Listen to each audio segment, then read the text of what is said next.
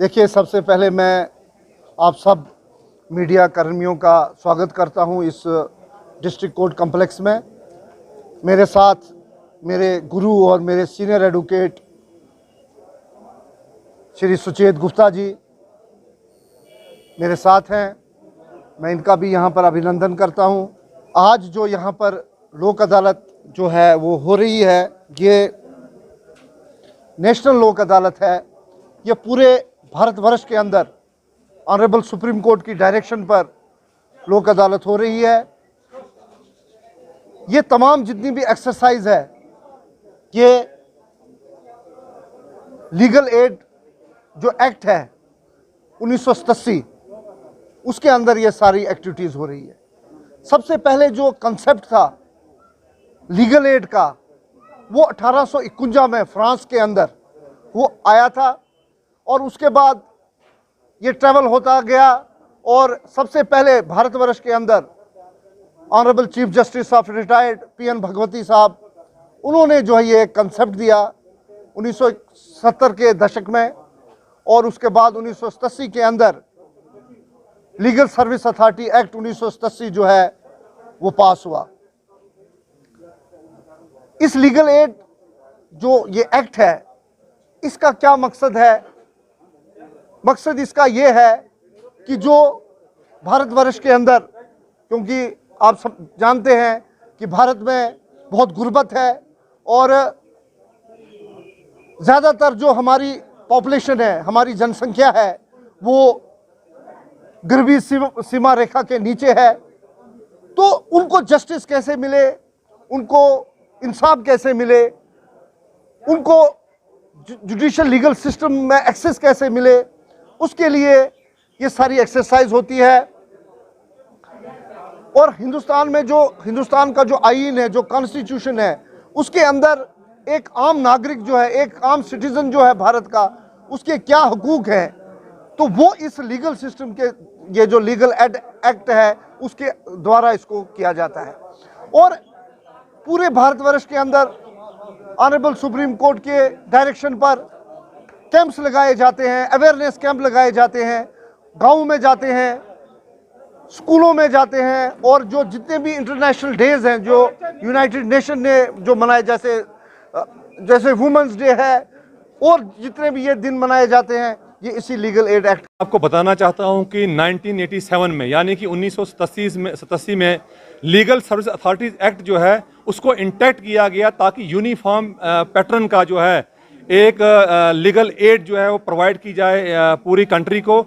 और बाद में ये एक्ट जो है ये इन्फोर्स हुआ 1995 में। ये एक्ट जो है इन्फोर्स हुआ पूरी कंट्री में, जिसमें मेन जो की रोल पार्ट जो प्ले किया ऑनेबल जस्टिस भगवती साहब ने किया। और मैं आपको बताना चाहता हूं जो हमारा लीगल सर्विस अथॉरिटीज एक्ट 1987 है, जिसकी सेक्शन 12 है जो प्रोवाइड करती है, जिसमें बताया गया है कि कौन सी एलिजिबिलिटी क्राइटेरिया क्या है, किन लोगों को फ्री लीगल एड जो है प्रोवाइड की जाएगी। इसमें बताया गया है सेक्शन 12 में, जिसमें SCs हैं, STs हैं, वुमेन्स हैं, कस्टडी में जो लोग हैं, विक्टिम्स जो हैं डिजास्टर्स के, अर्थक्वेक के जो विक्टिम्स हैं, वुमेन ट्रैफिकिंग के जो विक्टिम्स हैं, उनको जो है फ्री लीगल एड जो है प्रोवाइड की जाएगी। इसी तरीके जो सेक्शन 21 है लीगल सर्विस अथॉरिटीज एक्ट की, जिसमें ये प्रोवाइड किया गया है कि जो भी फैसला लोक अदालत का होगा वो अवार्ड होगा, वो डिग्री होगा एक सिविल कोर्ट की, और उसके इसमें जो है दोनों पार्टियों की कंसेंट होना जो है लाजमी है। और अगर कोई नतीजा नहीं निकलता है लोक अदालत में, अगर कोई केस आता है लोक अदालत में नतीजा नहीं निकलता है, तो उसको वापस जो है रेफर कर दिया जाता है ऑनेबल कोर्ट को, जहां पे अकॉर्डिंग टू लॉ ज़ाब्ते से जो है उसको हल कर दिया जाता है। मैं बताना चाहता हूं कि इस लोक अदालत का ये फायदा है कि कोई भी फीस इसमें नहीं है, फ्री ऑफ कॉस्ट जो है इसमें फैसले होते हैं। और हमारा जो CPC है, सिविल प्रोसीजर कोड में बताना चाहता हूँ, उसकी सेक्शन 89 है, जिसमें बताया गया है जिसमें मीडिएशन, आर्बिट्रेशन, कंसल्टेशन और जुडिशियल सेटलमेंट, यानी कि लोक अदालत में इस बारे में सेटलमेंट में बताया गया। अगर ऑनेबल कोर्ट को सेक्शन 89 जो है प्रोवाइड करती है, अगर ऑनेबल कोर्ट को ऐसा लगता है कि कोई सेटलमेंट का इसमें कोई सेटलमेंट हो सकती है, तो वो दोनों पार्टियों को जो है रेफर करती है केस उनकी ऑब्जर्वेशन के लिए। और जब पार्टीज वापस जो है आता है उनके ऑब्जर्वेशन के बाद, तो रीफॉर्मुलेट करती है सेटलमेंट के जो टर्म्स हैं उसको रिफॉर्मेट किया जाता है ऑनरेबल कोर्ट की तरफ से, और उसके बाद उस केस को मीडिएशन के लिए, कंसल्टेशन के लिए, आर्बिट्रेशन के लिए, जुडिशियल सेटलमेंट के लिए यानी कि लोक अदालत के लिए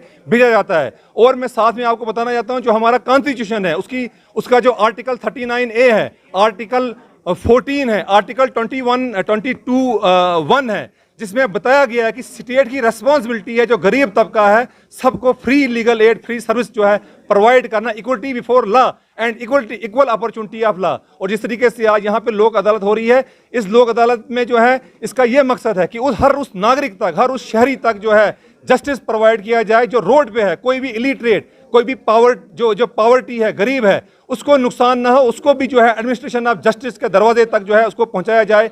इस नेशनल लीगल सर्विस अथॉरिटी की डायरेक्शन के मुताबिक, उनके शेड्यूल के मुताबिक आज इस साल की 3rd नेशनल लोक अदालत का एहतमाम यहाँ किया जा रहा है, जो कि पूरे भारतवर्ष में हो रही है। इसी तरह से हमारी यूटी ऑफ JNK में भी इसका एहतमाम किया जा रहा है, और इसी तरह हमारे डिस्ट्रिक्ट में भी इसका एहतमाम किया जा रहा है। और हमारी डिस्ट्रिक्ट की सभी कोर्टों में, जैसे कि परम गुंदो से लेकर ठाठरी से लेकर डोडा में, और यहाँ डिस्ट्रिक्ट कोर्ट बदरुआ में इसका एहतमाम किया जा रहा है, जिसमें हर वो नोवेद का केस हमने लिया है जो लोक अदालत में लिया जा सकता है, जिसमें जैसे कि सिविल केसेस हैं, क्रिमिनल कंपाउंडेबल केसेस है, 138 नेगोशिएबल इंस्ट्रूमेंट एक्ट के केसेस हैं, उसके अलावा प्री लिटिगेशन केसेस हैं, बैंक रिकवरी केसेस हैं, जो मैक्ट होता है, जो मोटर एक्सीडेंट क्लेम ट्रिब्यूनल, वो वाले केसेस हैं, और जो बैंक रिकवरी के हैं या जो डिफ़ाल्टर बैंक के होते हैं, जो हर किस्म के केसेस जो एक नेशनल लोक अदालत में लिए जा सकते हैं वो हमने लिए हैं।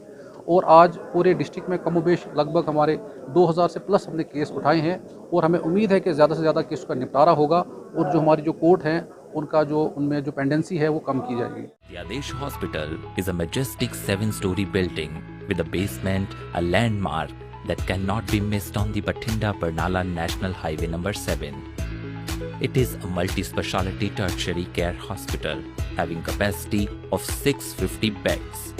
The entrance foyer of the hospital has enough space to seat more than 1,350 patients and their attendants waiting for registration, buying medicines, or visiting their relatives. The emergency department is conveniently located close to the main entrance from the highway for easy and quick access to ambulance. The maternity care unit, 2 operation theaters, 4 labor rooms, and neonate nursery are also situated on the ground floor, thus making it easily accessible to female patients. The outpatient departments are provided with modern equipments. The ICU complex consists of medical intensive care unit, intensive cardiac care unit, respiratory intensive care unit, surgical intensive care unit, pediatric intensive care unit, neonatal intensive care unit, and renal dialysis unit. Investigative laboratories are equipped with latest state-of-the-art technologies, instruments and equipments. There are 12 ultra-modern operation theaters in the hospital with the latest equipment for the anesthesiology department. The hospital has fully equipped, licensed, state-of-the-art blood bank for whole blood and component processing facility, which works around the clock under the Department of Transfusion Medicine. Adesh Hospital.